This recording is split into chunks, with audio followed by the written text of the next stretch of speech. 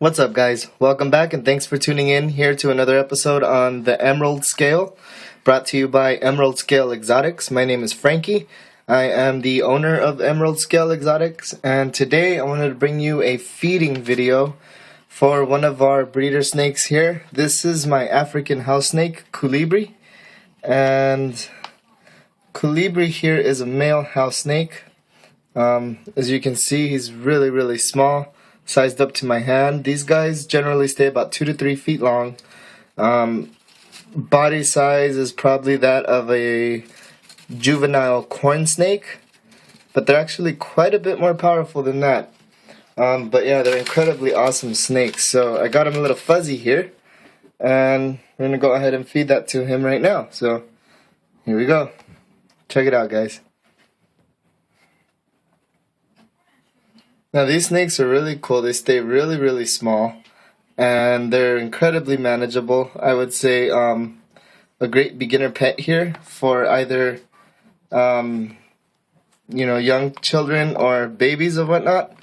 And there's the strike.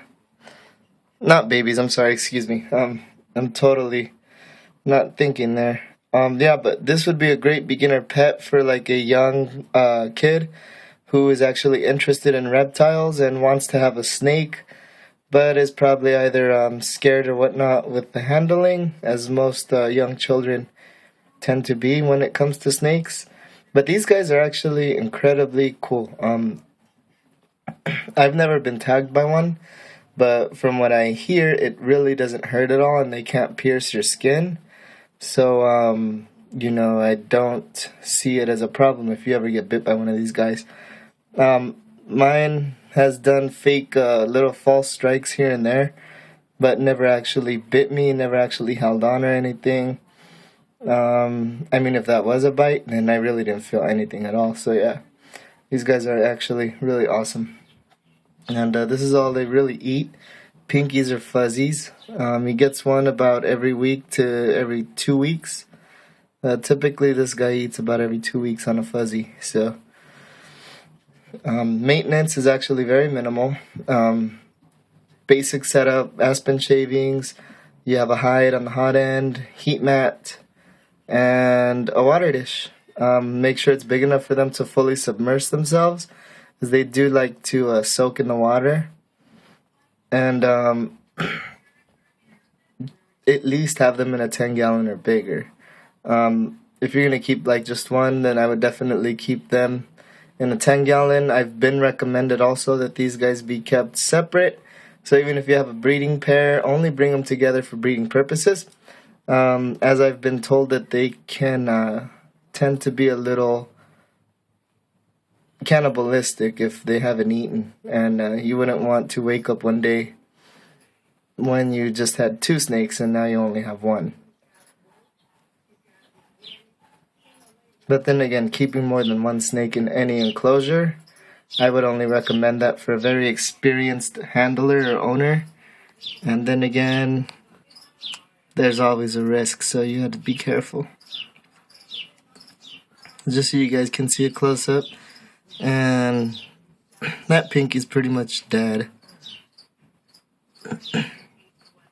But he's decided to take it backwards. So, in case you guys are wondering out there, I'm sure most of you already know, but the African house snake is actually a colubrid snake. So it's not a boa and it's not a python, although it kind of looks a little bit like a python or whatnot, like a small little python, especially with the colorings. It's really cool, really iridescent. You can't tell right now with this camera, but in the sun and whatnot, it's kind of looks like a little rainbow boa. It's really cool. Sorry for the shakiness, guys. By the way, most all my videos are shot on my phone, so it's actually a really cool camera for a phone, but the bad part about it is that any little movement causes a shaky picture. So I just really want to get in there so you guys can see him eat. Now you guys out there are probably watching and wondering what's going on. For those of you who don't own snakes or haven't ever had them, Um, what he's basically doing is unhinging his jaws. Now, this is a cool feature all snakes have. Whether they constrict their prey, like this guy, which means they squeeze it until it's no longer alive and then they swallow it whole, or if they poison it and just wait for it to fall on the ground paralyzed. Either way, all snakes will unhinge their mouths, which basically their jaws come apart and they can spread their mouths incredibly wide to swallow up their prey because they can't chew and they can't really tear their prey to pieces and eat it like a traditional carnivore. So what they have to do is unhinge their jaws, spread their mouth over their prey item, and then essentially the jaws on the top will act as a picture yourself being on your stomach and crawling like a military guy does on your elbows. That's basically how the jaws react for the snake. They pull it up the body of the prey item, and it slowly but surely will, in effect, crawl using its teeth up the body of its prey item and swallow it down its throat. And then once it hits the stomach, it starts to digest and break down, and that's how the animal gets its nutrients.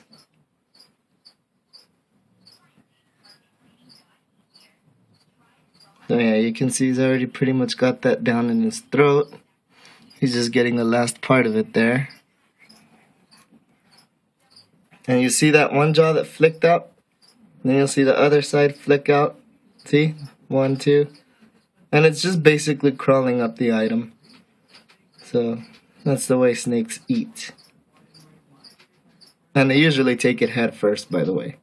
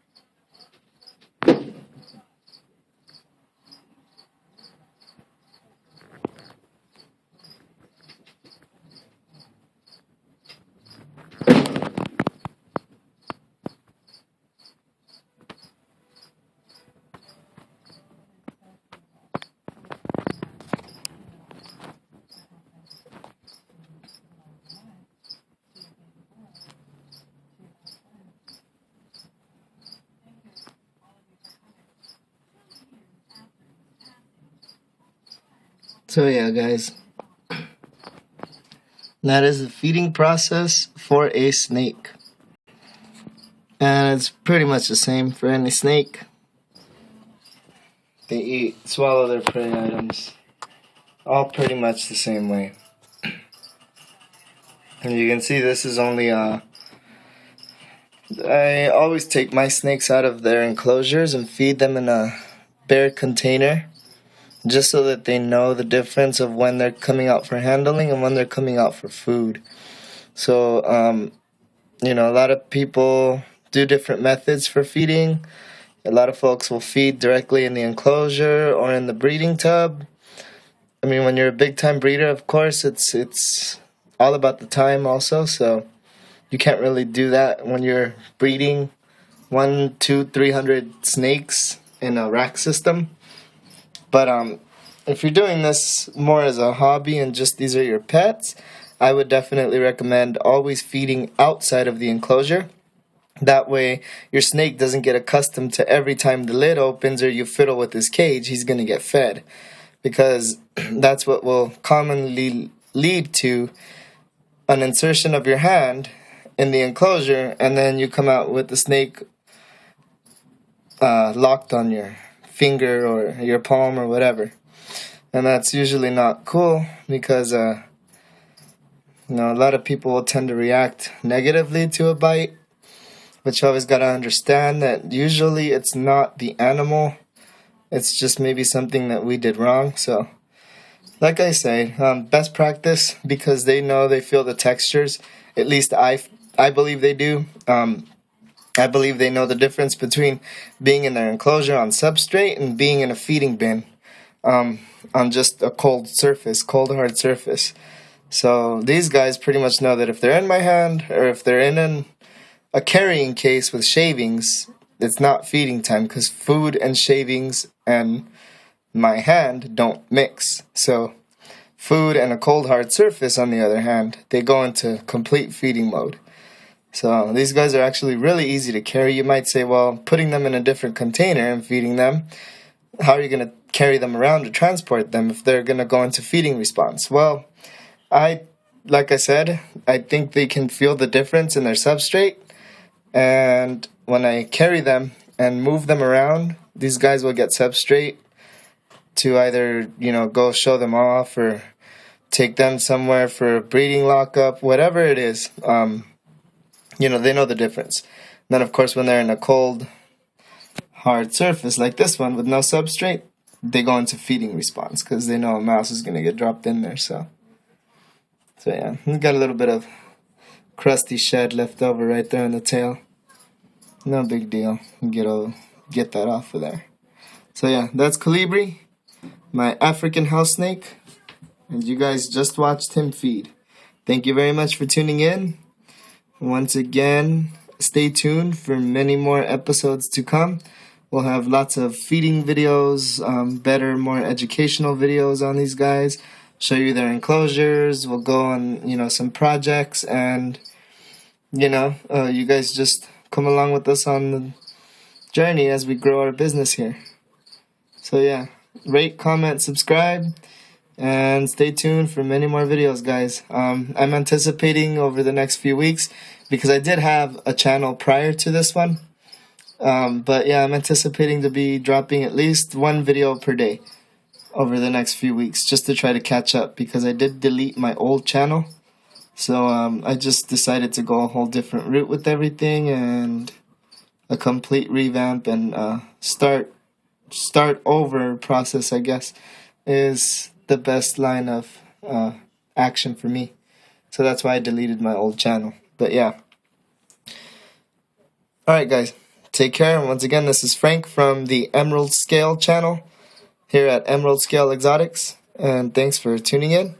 Also, like us on Facebook or add us as friends. We're on there at Emerald Scale Exotics on Facebook. Take it easy, guys. Bye-bye.